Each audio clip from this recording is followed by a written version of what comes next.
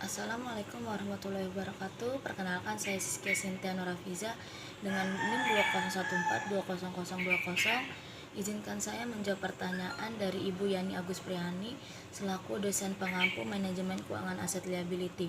Yang diberikan yaitu kuis 1A dengan pertanyaan nomor 1, sebutkan tercermin dalam hal apa saja kebijakan Alma pada bank syariah. Dari yang kita pelajari, fungsi dari Alma tersendiri yaitu bank harus bisa menerapkan manajemen aset dan liabilitas yang tepat untuk memastikan pendapatan laba bersih yang diperoleh cukup untuk mengembalikan uang milik nasabah di rekening jika ditarik sewaktu-waktu. Struktur organisasi yang bertugas sebagai kontrol dari aset manajemen liability aset ini adalah ALCO. ALCO adalah Asset Liability Commit. ALCO ini bertugas memperlihatkan apakah kondisi bank ini baik atau likuiditas.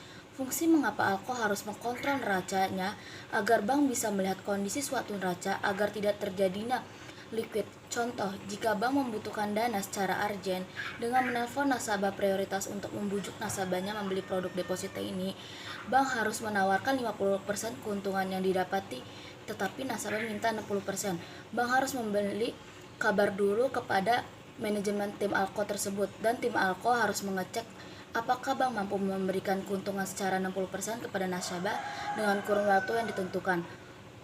Lalu selanjutnya pertanyaan yang kedua yaitu prinsip dari produk pembiayaan dan pendanaan bank syariah. Yang pertama ada prinsip simpanan atau al-wadiah. Prinsip simpanan merupakan fasilitas yang diberikan oleh bank syariah untuk memberikan kesempatan kepada pihak yang berlebihan dana untuk menyimpan dananya dalam bentuk al-wadiah.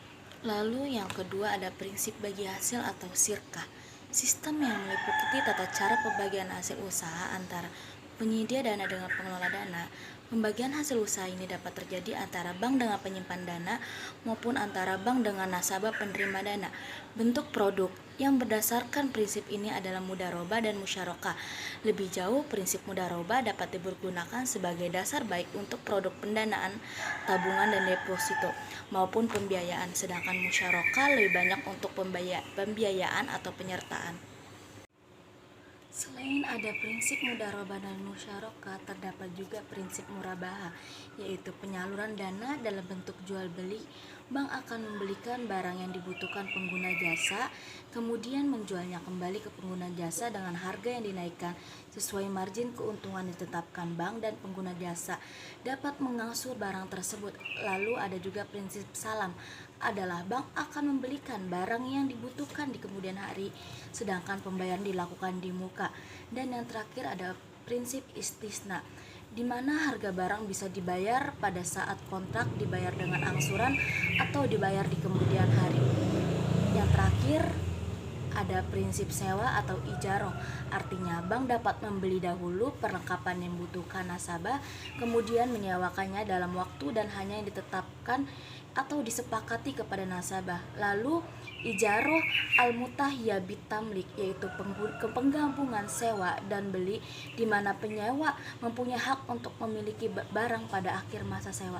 Terima kasih, kurang lebihnya mohon maaf. Wassalamualaikum warahmatullahi wabarakatuh.